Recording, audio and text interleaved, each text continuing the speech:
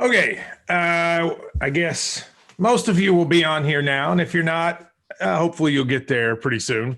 We're going to do chapter 2 of the book club tonight, and that includes if you would like to ask questions, you can send it to the text machine, which is 772-774-5254.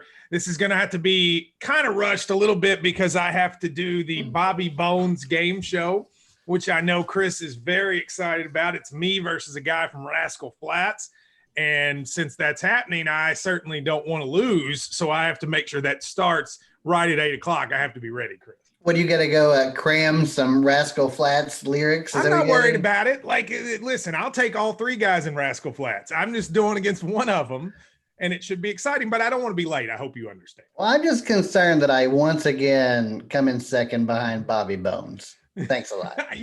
Means a lot. When you are on Dancing with the Stars, I will make sure to put you there too. All right, so we'll get started here.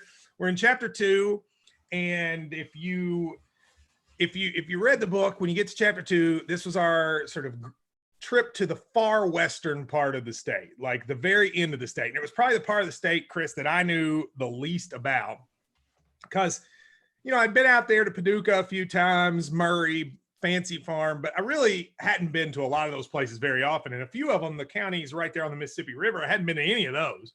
Mm-hmm. So I don't know about you. Had you made your trip that way very often? No, I'd been to Murray. That's probably about it. Paducah, but only through Paducah. It was 1,000,000 degrees on this trip. This was our first long road trip. Yeah, very hot. And it takes forever to get down to that end of it. It feels like a long, long trip, right? And it doesn't, part of that area doesn't even really feel like Kentucky. Right. Because part of that area is, they get their TV stations from Nashville or Cape Girardeau, Missouri, which I didn't even know was a place, but it is, Evansville. So Paducah has a station, but in general, it's almost like it's a different place. So it was an interesting, and that was the only place we went where we were on the road for like 6 straight days. Like we didn't come home. Yeah. We didn't take a break because it was so far and we couldn't. And we started, go ahead. It feels way more Midwest than South. I agree. I think it feels a lot more like Missouri, Kansas. Yeah. Especially at the edges than it does the South. So we'll start in Graves County. And what I said about this area is this is the area that is the heart. This is the area that is why Mitch McConnell wins. Because that area out there has become so Republican that Mitch wins it by a lot. And it's not just Mitch. I mean, this year in the governor's race, Andy Beshear versus Matt Bevin, when the election, all the returns were in from the Eastern time zone, it looked like Andy Beshear was going to win by 10 to 12 points. The eastern part of the state and the central part of the state, and even like Bowling Green in that area, had all gone for him. But when the returns from the far west part, Bevin almost came back. I mean, Bevin won some of the far western parts of the state by big, big margins. And I think that's in part because they don't get the Kentucky news like we do so much. So I don't think they hated him as much because they didn't know as much about him, I think.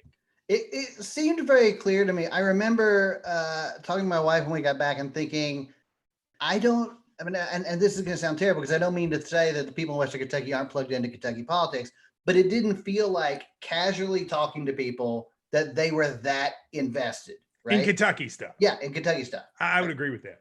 So we start in Graves County, and that's Fancy Farm. Chris, you've never been to Fancy Farm, right? I have. I went in college, but I didn't care. Why did you go in college? I went with a friend of mine, T. Tommy Littlepage. Yeah. So he's a big political guy, right? That's right. Yeah, and he took a bunch of us down there. I did a lot of fried chicken down there. It was great. So basically, I used that chapter to tell the story of when I hosted Fancy Farm, which was now 5 years ago. It does not seem that long ago. Wow. No. But it was 5 years ago. Chris helped me write a lot of the material for it. And, we went back to where it was. And like, when it's not Fancy Farm, you realize it's just like a hole. It's just like a farm. It's just like a empty farm. Yeah. Like when you go for Fancy Farm, it's lined with people and there's all this stuff and all that. You go like when we went, it's just completely empty. I mean, we drove past it 3 times, Chris, because we didn't even know that we were there. You would never guess that this was the place. There's not even, is there a sign even? Do you remember? I don't even know if there's a sign. I mean, there's a sign for the town of Fancy Farm, but I'm not sure if there's a sign. But anyway, the history of that thing, we learned the history of it while we were there. My favorite part of the history was it became a big thing because Happy Chandler made it a big thing. He was the first person to like take it really seriously. And the thing they told us was he would get up and give speeches. And when the speech was over, he would just come in the crowd and dance with all the women there, which I don't think that would be looked at the same today. Like, I don't think if Andy Bashir was like, my speech is over. Hey, ladies, are you ready to do the ladies? I just don't think it was a different time for Happy back then. Yeah, that was a different era of politics, I guess. I mean, it wasn't just politics, probably life. I don't think you That's could a good point. I don't think a lot of things were different back then. Come down and just be like, hey, we're dancing now. Yeah. But so we talked about when I did the speech, and you helped me write for that speech, you and the turkey hunter. And I really just called all the politicians out one by one. What do you remember of watching that back 5 years ago? I remember how fun it was watching it because we had written a bunch of jokes, not all of them kosher. Many of which were too mean.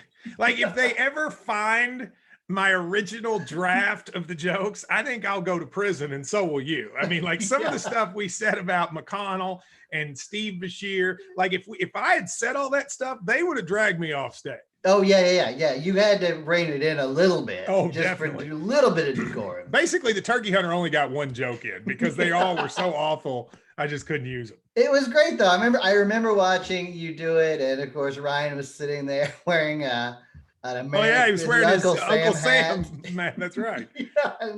I mean, it was so surreal because it's politicians take themselves very seriously, I think. Would you agree with that? Oh, yeah. Well, and the other thing was Fancy Farm had been one of those places that you would tell like polite jokes. Yeah. But you wouldn't like roast them. Gentle ribbing. Yeah. Yeah. I like basically roasted and I think I was pretty equal opportunity. Yeah. But it's a hard place to do jokes because you have to think there's like 2,000 people there. Half of them hate you. Half of them are going to. So like if you tell a joke about a Republican, the Democrats will all laugh. The Republicans will boo you. You tell a joke about a Democrat, the Democrats will boo you and the Republicans will cheer. But like everybody's partying. It's just not a situation to tell jokes. So I had to plus most of the things that are really funny, you need it to be like really telling and interesting. And the problem was you didn't know how much of the crowd knows that Matt Bevin lied on his resume about where he went to college. Like you have to assume a level of knowledge I'm not sure everybody in the crowd has. Oh, it's an insane audience situation. I mean, if you are the performer, right, it's an insane type of audience you got to be. Like you said, it'd be like if you were playing music for an audience and you knew every song you played, half of the crowd was going to hate it. So when I told you after it was over that after that event, they wanted me to run for Congress. Did that surprise you? Like, it doesn't seem like a launching pad for Congress. It did not seem. It was a great performance. Don't get me wrong. I don't know that I watched it and went, "This guy is who we should tap." But it was like a week later. A week later, I got a phone call from the National Democratic Party saying, "Look, we were thinking about it. We just feel like you should run for Congress." And I was like, "You mean based on me saying that Bevin had 99 problems, but a Mitch ain't one? You were like, we got to have that guy in Washington. He's got all kinds of great ideas." Yeah, I mean, it's like having Bernie Mac. Was Bernie right there? A movie where Bernie Mac goes to Washington? It was. I was Matt the Entertainer, and I was ready to go. So we went back there, and then we went to Paducah. Well, I mean, we didn't go in this exact order. We especially in these early chapters, we would change the order a little bit just to make it more cohesive. So I don't think we went to Paducah right after Graves County. That would be sort of weird, but we went very soon after. And Paducah is the place with the nuclear facility. And, we tell the story about the nuclear facility. I have to tell you, that was a story, Chris, I didn't know anything about. And the parts where the guy was describing his injuries and including the thing that sticks out to me is that fingernails were growing out of his knuckles. Yeah. They said that there was literally green dust places I mean, it sounded like, what you think of in a cartoon with nuclear waste, right? I mean, it sounds. Yeah. Yeah. And I mean, Paducah is a wonderful place, but that story was such a story to tell. And it's not, that was, I think, for people who read the book, that's not even really a McConnell story. Like, I think McConnell can be criticized for not getting enough benefits for the people, but it's not McConnell's fault that that happened. Yeah. It was more just, I think, a story of how for a period of time, there were just this group of Americans, these nuclear workers, who were almost sacrificed for the greater, to move the nuclear effort. And they were told it was fine. And they were told it was fine. Yeah. And you don't know how much did they know versus how much did they not know. It's hard to say. But when we went back, we decided, and I don't know why we thought this, let's see how close we can get to this nuclear facility. And we went around. It's a huge plot of land, right? And we went to every side trying to find a way in. And finally, this is crazy to say, but it's true. Mm-hmm. There is a cemetery there that was placed there before they built the nuclear facility. And so rather than move all the graves, and I don't know why they didn't move the graves, but they didn't. The only way you could get into the facility was to say you were going to the cemetery. So we did that. We didn't have to tell anybody, but they were like, do not come in here unless you're going to the cemetery. So we went to the cemetery. And I just remember you were freaked out. Like, you were so freaked out by the whole thing. Yeah. I was fine with it, but you were freaked out. Well, look at the situation. We're walking around in a possibly irradiated cemetery. There are signs everywhere that say, is that a word, irradiated? I think so. I made it up. I don't know. Nice. I hope it is, because I've never heard of it. And if it's right, I'll be impressed. But if you remember, there are signs everywhere. There are two types of signs everywhere. One says, here's what you should do if the sirens blare. Like, get out of here, right? The other one says, there are possibly still dangerous sediments in the area, right? No, so let's be clear. Here's what you were worried about. It had rained. And when we walked to the cemetery, as you walked on the ground, it rains, little puddles of water would come up, and you were convinced it was nuclear radiation coming out of the ground, right? Yeah, it was scaring me to death.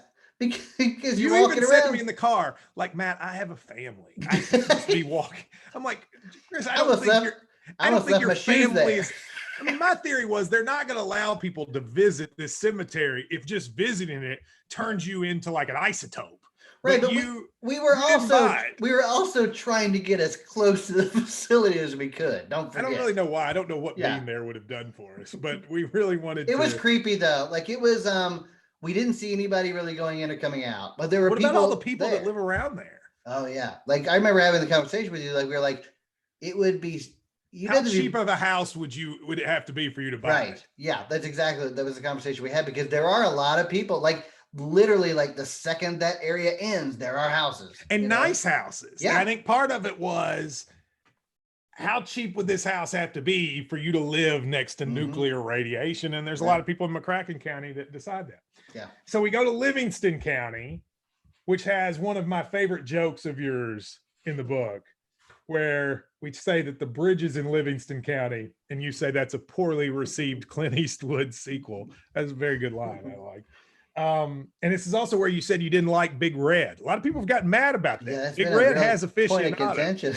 Yeah, I know. I was not prepared for that to be the point of contention in the book. Some people, the two or three things people have gotten the angriest at me about. One is how I described Clark County. People in Clark County. It reminds me of when Ricky Jones said he was going to blow up Frankfurt.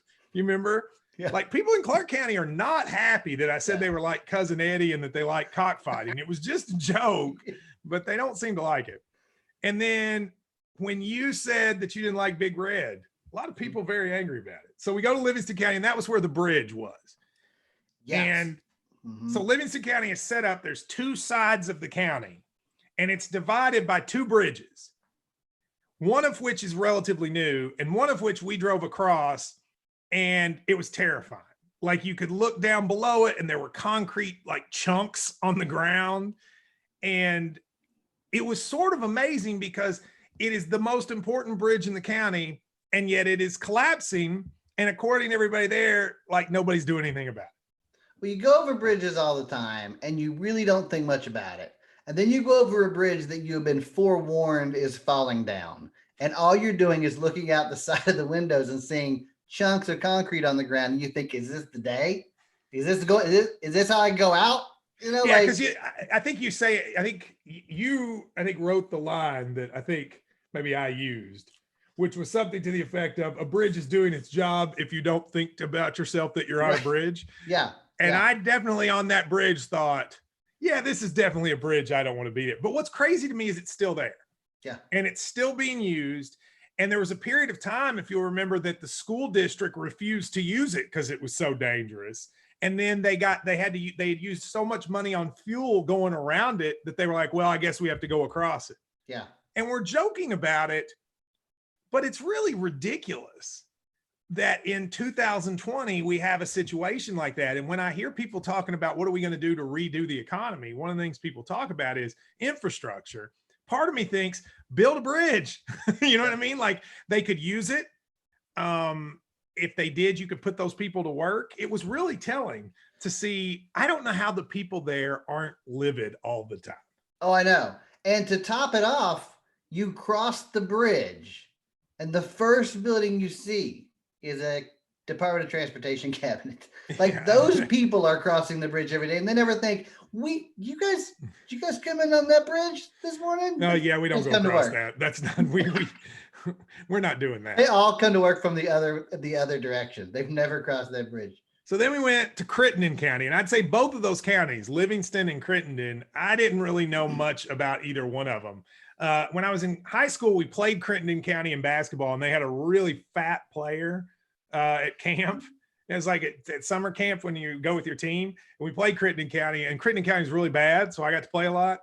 And they had a really fat player, and he would just knock me down constantly. Like it was like when the ref wouldn't look, he would just take two hands and throw me to the ground. And I'd get up and I'd go, "Hey ref, like he just threw me down." And they go, "I didn't see it, man. You know, the score, you guys are up by 45. I don't think you should worry about it."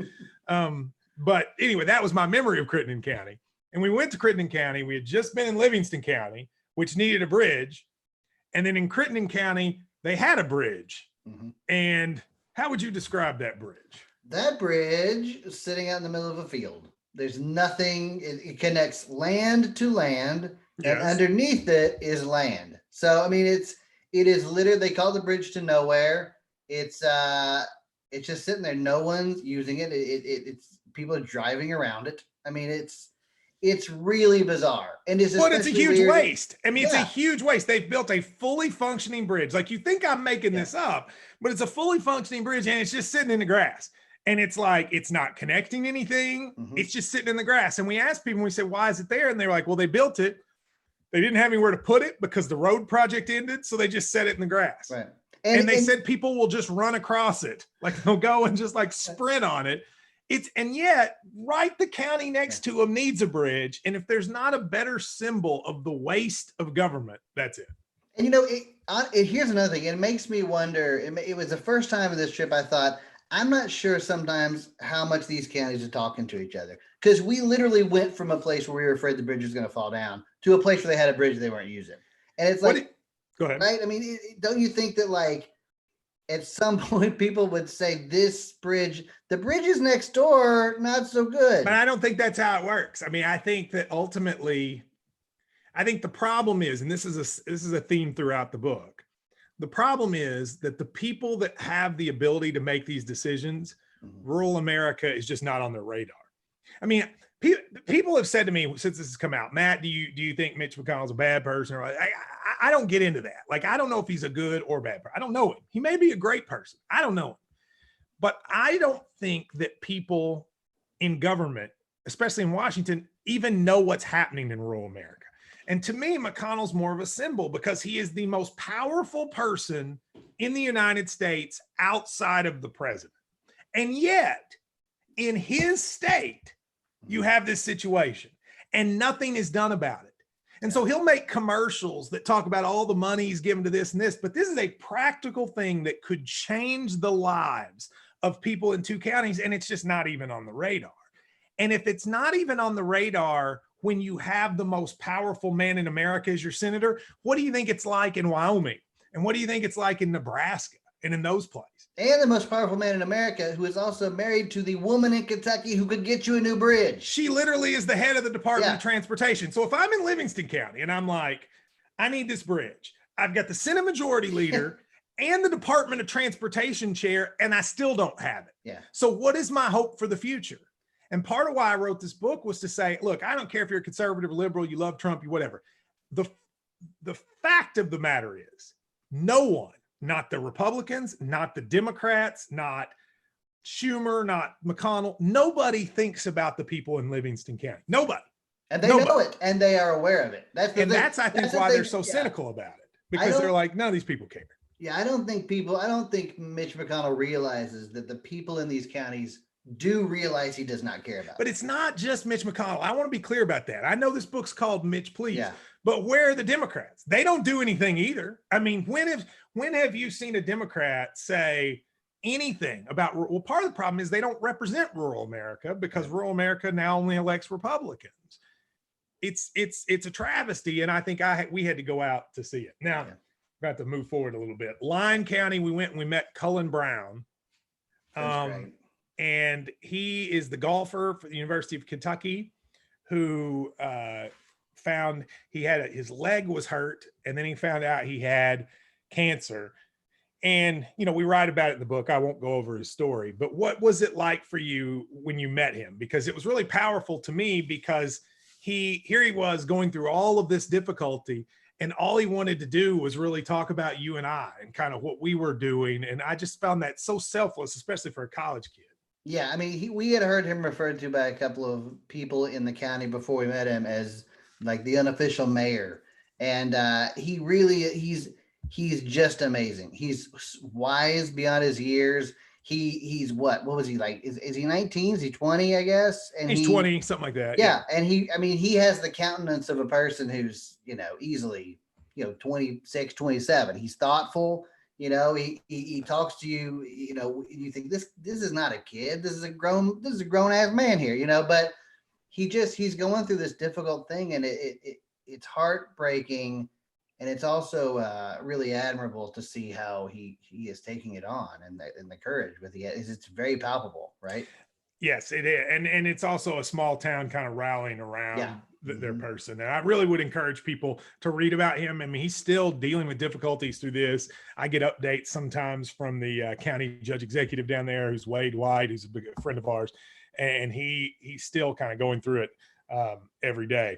By the way, if you have questions, make sure to send on the text machine. I'm going to say it slowly. Bobby Bones says I say it too fast. 772. Bobby Bones. Well, I mean, look, it's Mr. Bones. Do what Bobby Bones says. It's Mr. Bones. 772-774-5254. One person says, Matt, of all the counties you went to in the western part of the state, if you could only visit one, where would you visit?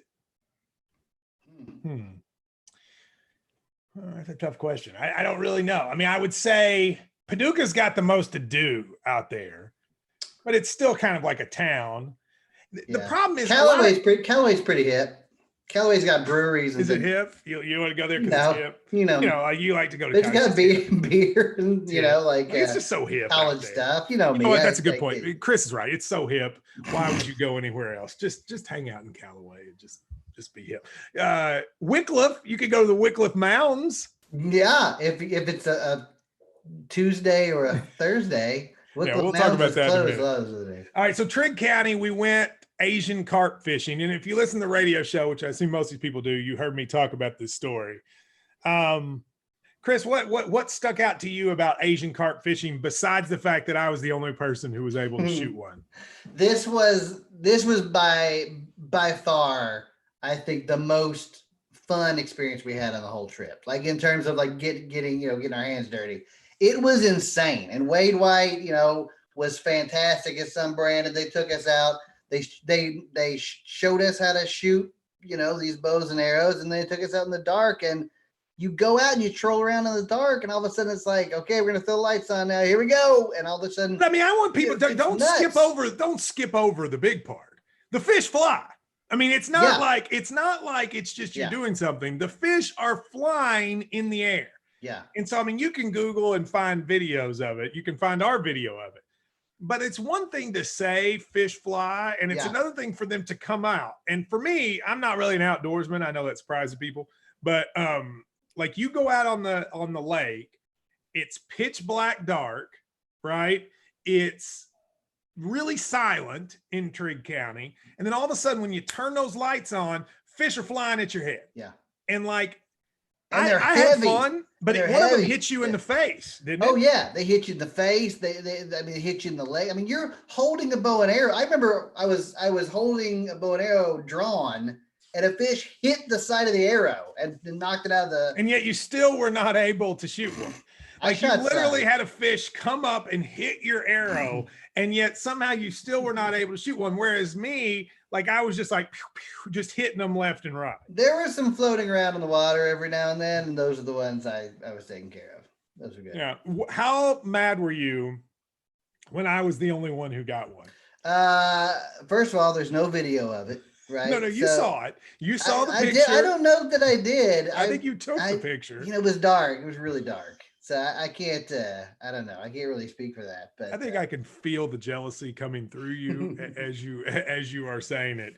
You know, the thing is they encourage people. They want people to come down there and hunt, I guess, fish, hunt them, whatever you want to say. Wade wants us to come back again. Yeah. But I mean, not just us. They want those of you watching, like they want people to come down there because they've got hundreds of thousands of them. And they need to, they need to get rid of them. Remember how sloppy we were after that? Oh, so gross. It was disgusting. Yeah, that's the thing. I don't understand about people who fish and hunt. Like, why do you want all that stuff on you? Yeah. Like it's so gross. It was so slimy. It felt like someone had just taken fish and rubbed them. Yeah, you remember we went to Walmart and I bought clothes. I had like a great outfit. I had like the one sweatshirt that, because it was summer and we needed a sweatshirt. So I found the one sweatshirt they had. I had like a jacket that said like, I don't know, dog on the back of it or something. And I had like an old pair of jeans. And like when we were done, we just threw all the clothes away because they were so nasty. Wade was like, you probably need to go wash these tonight. And I said, you're just going to throw them away. Yeah, we're not carrying these around our car for 4 more days. My car already stinks. I don't know that I need. So we head out to Ballard County, and probably the biggest thing in the Ballard County section, we went to Wycliffe Mounds. It's like a Native American. You went. I actually was doing my show. Like a Native American cemetery, and it was closed because I don't know why it was closed. But while I was there, I got the phone call from Chuck Schumer's office saying that they were not going to meet with me. Yeah. And the background of this is basically, and this is such a stupid way to do things, but I think it's important for people to realize how America really works. So when people are deciding the Senate, there's only 100 senators, and it's the most important job outside of maybe the president and the Supreme Court in the country. And basically the way they pick candidates, and the Democrats do this and the Republicans do it. And the Republicans have done it for 40 years. For a long time, the Democrats didn't do it. And then Schumer decided, he and Harry Reid decided to do it. So starting about 15 years ago, they centralized power in a way that the Republicans started doing in like the 90s. But basically they pick the candidate. The National Party gets together, and really it's just Chuck Schumer, and I assume McConnell does it the same way, and he just decides this is going to be the candidate, and we're going to put all of our money behind this candidate, and we're going to ensure that they win the primary. And 99 times out of 100, it works. Now, there's an occasional time it doesn't work. Rand Paul beat Trey Grayson. Trey Grayson was the national candidate, and Rand Paul beat him. So it can happen, but it doesn't happen very much. And so knowing that, people said to me, look, you got to go and you got to talk to Chuck Schumer and you've got to convince him that you are the candidate. And I tried for a year. I called him myself. I had numerous people that knew him call his office. No one would ever return my call, like ever. And after about a year, I was about to give up. And it was to the point that I was kind of thinking I wasn't going to do it, because how am I going to fight against Amy McGrath and all of her money if the National Party's against me? And one person said, let me take care of it. I'll get you a meeting. And it was in Ballard County that I got the phone call. He's not meeting with you. Now, when I told you all this, and I told you this is how it works in America, that Chuck Schumer for the Democrats and Mitch McConnell for the Republicans basically picks who are going to be the Senate candidates, what was your thought of that? I think you remember what I said. I said I think it sounds like a Godfather type situation, right? Yeah. Like you got to go kiss the ring, you got to make your case, and then he thinks it over. And if he thinks you get the blessing, you get the blessing. I did not realize this is how my eyes on this trip were so open to national politics, like in a way I'd never thought. Like for example, them telling you got to get to Chuck Schumer and tell him that you're the right candidate. That's so foreign to me. How do you even do that? They'll be like somebody saying, Chris, you need to call Bradley Cooper at home and see if you can get in his next movie because you'd be great. Like you just don't do it. Like where do you even start? Right? Well, I mean, I wasn't able to do it. Right. I mean, one time, let's see. Well, you guys remember when the trip where we went to the White House and Ryan and Drew did the show at the White House. I had to fly home because my family member had passed away. But when we got there, the first thing I did is I just went to the office, to the Senate office. I never told anybody this, but I just went and knocked on, and this is hilarious. I knocked on the door. See, here's the thing. You can't just go to the Senate offices. The Senate election stuff has to be done not on Capitol Hill. So they each have these buildings, and the Republican and Democrat one are like a block from each other. And you have to go there. So I knock on the door. They let me in. They're like, can I help you? And I just look at the woman and go, I know this is going to sound weird, but like, I'm thinking about running for Senate against Mitch McConnell. Can I talk to somebody? And that reaction you have right there, that was the exact reaction she had. I dropped my book. Like, seriously, like it had to be, who is this crazy person? Because people have to do that all the time. Well, and those people probably are crazy people. Exactly. They're probably so actual crazy people who do that. I was like, look, I know that sounds crazy. I promise you I'm not crazy. Like, can I give you this thing? And she was like, Mr. Schumer's not going to be in today. She's hitting a button under the desk. No, she was. It was like, get crazy person out of here. So I never could get, in touch with him. And it goes to show, though, what a terrible system that is, that someone who lives in New York decides who the candidate's going to be in Kentucky. Well, and again, the mafioso thing holds still. You had to go to a secret location off of Capitol Hill to do this, right? With Drew and Ryan and Shannon going, can we go? Yeah. I mean, Drew and Ryan and Shannon, I was like, you all stay on the sidewalk, okay? I don't want you walking up here, and you guys stay back. I think each of you should have taken turns going in and asking if you could be the candidate to run against. I would have liked if she had said, okay, but who's with you? Well, this is my staff. Shannon the dude. Daniel Dunstan. He will be my campaign manager. So that didn't work out. So then we left Ballard County, and that was honestly the moment I thought, well, this whole thing's not going to work. I mean, that was the closest to me saying no until I said no, because I was like, I'm not going to get to meet with him. They're going to have all this money. I'm not going to do it. And so when we left, that was kind of my thought. Now the tracker showed up there too. He did. What did he do? Oh, yeah. Yes, he showed came up at the very end. Yeah, we saw him at the very end. It took him a while to get there. Yeah. Yeah, he drove all the way to the other side of the state and then looked at us for 5 minutes and turned around and left. Yeah. We went to Carlisle County, and that was the place where we found like the Carlisle and Hickman kind of ran together a little bit. They're both places on the Mississippi River.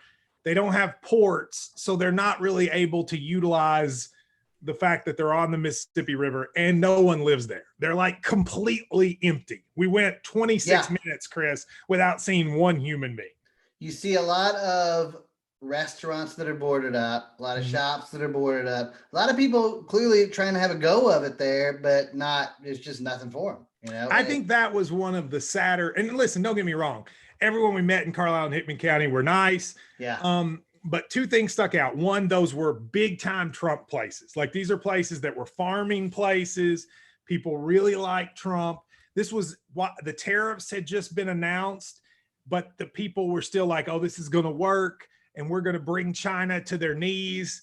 And I was like, yeah, I don't know if that's going to happen, but I wasn't, through this whole thing, you and I, we were not going to argue with anybody. I just wanted to see what they would say and go forward. But they're very sparsely populated counties too. It was, I think that was the place where we saw the deterioration of small town America the most. And what I mean by that is not that the place isn't nice, because there were some very nice homes and stuff. It's just there aren't nearly as many people. Like, this is a place that's a perfect example of the fact that everybody's moving from small towns into bigger places. Yeah, it feels like it's emptying, and yeah, like you said, the people were fantastic, but it just feels like it just feels like it's a little, time is a little slower there right now, right? Were you struck as I was by how big the Mississippi River is?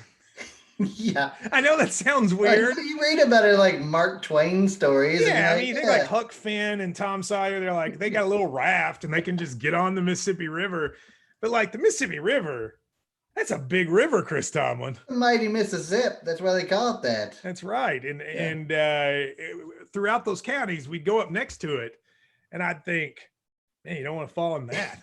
It's also weird that you down there's all these bridges everywhere, and you cross one, and all of a sudden you're in Illinois or Montana. That's another thing. You don't. I never think of Kentucky as bordering Illinois.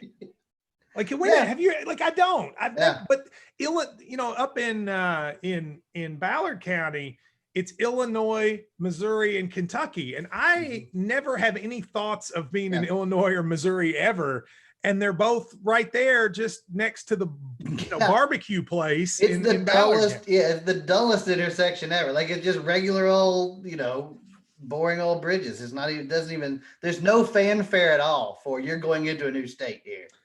I also tell a little behind the scenes writing story here. In Hickman County, we went to a place called Jen's Place, Jen, and we were trying to find somebody to talk to, and we went up to Jen's place, and it was like, 3 p.m, and it wasn't open. Nobody was there, but it didn't look, dilapidated. It looked like it still existed. It was just, it was like in the middle of the afternoon, the person was just like, I'm just not going to be here right now. I'm going to go home. And so I wrote something. This is what I wrote.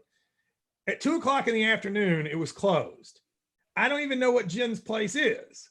A store, a restaurant, her house, who knows? But Jen was not at her place, and neither was anyone else. Now, that's what it ended up being. But the original line was a little harsher to Jen. It was like, Jen, what are you doing? Like, how are you going to have a business? How are you going to have a business not even be open, Jen? Like, come on. And my editor called me up, and he was like, do you feel like that's a little mean to Jen? And I'm like, well, I don't really know Jen. He was like, yeah, but maybe Jen went to the restroom or something.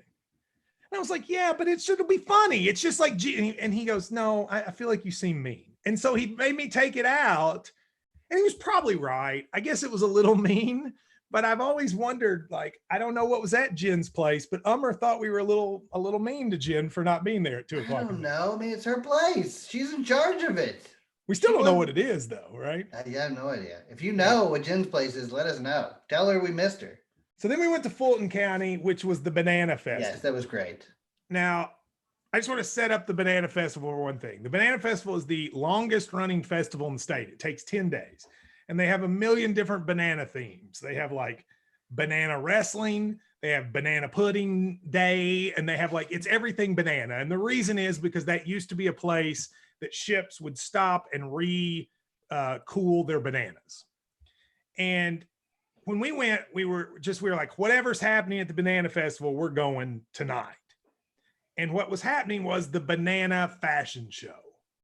And I remember you particularly were excited because you thought all the fashion would be banana themed. I thought it was going to be some sort of comedy show, comedy fashion, not actual fashion. Did you really think Fulton County had so many different banana clothing types that they were able to utilize them all in a fashion show? I was ready to find out. I was ready to jump into banana fashion, and we were sorely. No, it was not. Here's what it was. It was a high school girl fashion show. That's what it was. Like prom dresses, casual wear, just like high school. I mean, let's be honest. It was a high school girl fashion show. So when we asked if we could come in, it was sold out. $25 a ticket, which, by the way, 200 people, $25 a ticket. And there ain't that many people in Fulton. I was impressed at the attendance, weren't you? Oh, yeah. And we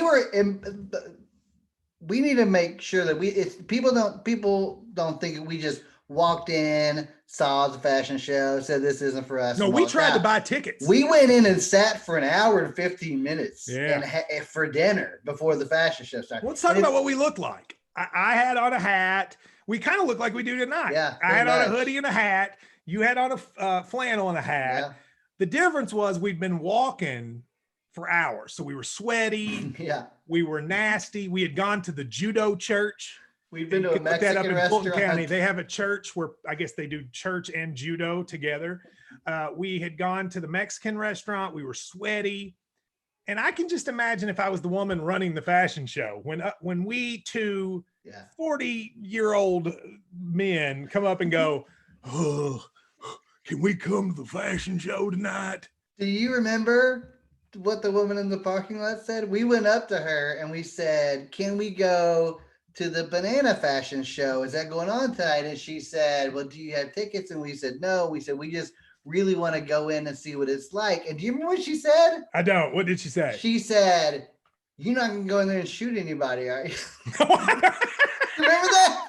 Well, I can understand. It was a dark response. It was an incredibly dark response. She was joking, but it was a very dark. But you lived in a small town. If two men you never knew. Now, again, we didn't know at this point that this was a high school girl fashion show.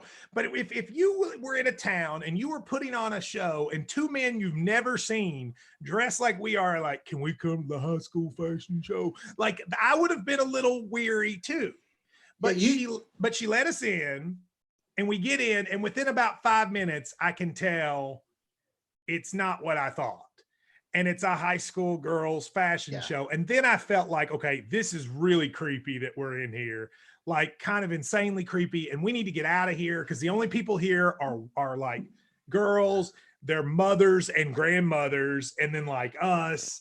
And we need to leave. And then people started recognizing me and being like, Matt Jones, great to have you here. Oh, and thank God they did. Because there was a stretch there where usually when I go place with you, I'm like, people keep coming over and saying hey and everything like that. But this was a place where I was like, God, I hope people recognize me. But it came a point that it was so awkward. Like once they started coming out in their prom dresses, I was like, Chris, we have to leave. Like, I can't be seen here. Like, you don't want to be like, I could just see the Fulton County newspaper. Potential Senate candidate Matthew Jones came into a high school girls fashion show along with his co-author. I just didn't want that to stay. So you and I just left. And then we ended up writing about it, and it was a great memory. It cannot be understated enough, though, how kind those people were to let us come in and sit there. I mean, like they just let us come in and sit there. No one asked any questions. Gave us a free dinner, and we had a second dinner. It was great. Yeah. We went to the Callaway County. That's what you call the hippest county in the state, in Murray. And that's where Murray State was. And I think the takeaway from this is we talked to, 106 students. Is that how many it was? 140. 140 Murray State students. And we asked them their opinions on Mitch McConnell. And only 27 of the 140 knew who he was. Were you surprised about that? Yeah. That really was scary to me. Let me ask you a question. When we were in college, would you have known the Senate Majority Leader? Because I'm going to test you on this. Would you have known when you were in college the Senate Majority Leader? No. Okay. But I would have known the senators from my state. You think so? Yeah, I knew Wendell Ford and Mitch McConnell. I mean, they were the senators from my state then. I mean, I knew who they were. The Senate Majority Leader in 1998, that's who I thought it was Trent Lott. Okay. From Mississippi. But 27 out of 140 is kind of crazy. Now, we didn't say the name. We just showed like a picture. Mm-hmm. But I was surprised. I wonder, now that all this coronavirus stuff has come, that number might be higher now just because these people are on TV every day and we're all watching the news. But I was really surprised at such a low number. And it was a little... I don't want to say depressing, but it does show, if you want to know why politicians don't care about young people, it's because young people don't care about them. So like they know they don't have to reach out to them because they don't care. The scariest thing is the people who thought he was the president. And there were a handful of them. Well, and the reason why that's scary is it's because how are you alive and you don't know Donald Trump is the president? It wasn't a Mitch McConnell thing at all. It's like, how do you not know Donald Trump is the president of the United States? That's insane. And you're in college. I want to say you are in college. Yeah. You know, it was wild. And I'm not trying to pick on Murray State. I think that would have been true anywhere. It's a cross section. Yeah. A cross section, but it was kind of crazy. Then we went to Caldwell County, which had the 25-year-old mayor named Coda. Yeah. Coda Young. And I haven't talked to Coda since the book came out. I wonder what he thinks about it. I don't know. I thought the same thing because we met with Cody. Everybody said we needed to go meet with Cody. He's very popular down there. He's like the fourth youngest mayor in the country. Yeah. And he sort of looks like a kid playing grown up. Yeah. You know, like his jacket was a little big for him. Well, I remember like, he was said sitting in the big chair and he's like, I'm the mayor. And but he was very sincere and seemed to really love his town, which I thought was sweet. I remember sitting there and I remember you said, man, you know, you must be one of the youngest mayors in the state, probably, right? And he goes, I don't know. There's probably a mayor younger than me somewhere. And you were like, no, you know you're one of the youngest. Oh, come on. If you're 25 years old and you're elected mayor, you're being humble, dude. The first thing you're looking at is, am I the youngest mayor? Like when I was like 9, I made a hole in one and I was 9 and this was before Google. And I went to see if I was the youngest person to ever make a hole in one. I was not, but even I was 9 and I was like, I want to know, he looked. Oh, he knows the list. He knows where he is on the what list. I thought of when we met him? Do you remember when we were in college, Road Rules and Real World? Yeah. The first season of Road Rules, they went to this small town in New Mexico. Somebody watching this remembers this. They went to this small town in New Mexico and they went to the person that at the time was the youngest mayor in America. He was like 23. And he ended up hooking up with one of the cast members. And then the mayor, then he got impeached and got taken out of office. Because when it came out on television, the mayor was hooking up with a Road Rules cast member. And so I was trying to think, is Coda going to hook up with Chris? And then he's going to lose the entire... No, that was not going to happen. It didn't happen, no, just so you know. But it would have been the situation. And this is also where I brought the viola lamp. That's right. We went in and you haggled over a viola lamp. It's a very artsy community. Princeton. It is a very artsy community, and it had the woman with the used cat bookstore, or no, it wasn't used cats. It was a cat themed used bookstore. The cats were not used; the books were. Yeah, we both bought books. I bought a biography of Phil Hartman, and you bought. I bought a biography of William Brennan. That's right. Yeah. We'll finish with Marshall County. Mm-hmm. We went to Marshall County, and we were very important to us to not make that political because the school opened itself up to us to talk about the shooting. We had the principal there. Was that the superintendent? Yes. Mm-hmm. Superintendent and one of the teachers that was the first on the scene at the Marshall County shooting.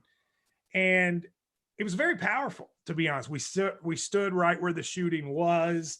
We talked to people in the community, and I sort of, writing in that section, said, if America could kind of come together in difficult times like Marshall County did, imagine what we could accomplish.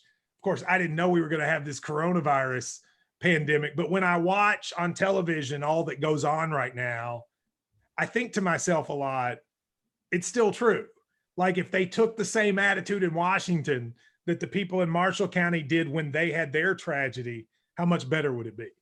Well, I think everybody thinks about how would I handle something like this, but you don't ever think it's going to happen. And the resounding story in Marshall County was, we didn't think that was going to happen here, right? And it did. And it was an incredibly moving county to write about. And they, Trent Lovett was amazingly forthcoming with us and kind with speaking with us, and the principal was fantastic, giving us the tour. And it was a difficult chapter to write about. I think we talked about that. That was probably the hardest chapter to write. Well, it was because we didn't want to, we really didn't want to get the When you wanted to do it justice, and Yeah, you wanted, we didn't want to be seen as exploitative. All the people working with us were like, look, I want to do this and put this in the book, but I don't want it to be, it's about McConnell. So we were very careful to try not to do that. And it was tough. It was emotionally tough to write. Yeah. I mean, you're writing about, I just want to thank all those folks, because it was listening to them tell the story of that day, you can see how it's still alive to them now. Yeah. And hopefully we were able to share that. So, all right. So a couple of things. First of all, if you're seeing this one and you missed chapter 1, it should be at the bottom of the link of the post you're looking at. We will do chapter 3 Monday night, probably at 7:00. Be looking on social media, 7 or 7:30, but we'll do it on Monday night. And we're going to keep going through the end of this. We had a lot of people watch the first one. I hope you enjoyed it. If you know people that got the book, tell them this is going on. And here's my one thing for those of you that like the book, please recommend it to others. And I'm enjoying the fact that people are recommending it and telling others. Please, if you liked it, please tell somebody else about it. And I also want to say thank you to my co-author here, Chris. We, of course, made the New York Times bestseller list. I know you were thrilled about that, but I want to thank you because that was one of the coolest things that's ever happened to me. Oh, same here. It's what you dream of as a writer. I mean, it's like winning. It's like if you're an athlete winning a gold medal. I mean, that is a major thing that you dream about, but never really think will happen. And I know you as well. We were both over the moon yesterday, and thank you guys for making that happen. That was incredibly special. And so now I need to go see my good friend Bobby Bones and get ready for the Bobby Bones game show. So we'll cut this off here. Chris, the Bobby Bones show's not live, so you'll have to wait till tomorrow to see. Tell Robert Bones I said hello. I will do it. We'll see you later. All right. Thank you, man.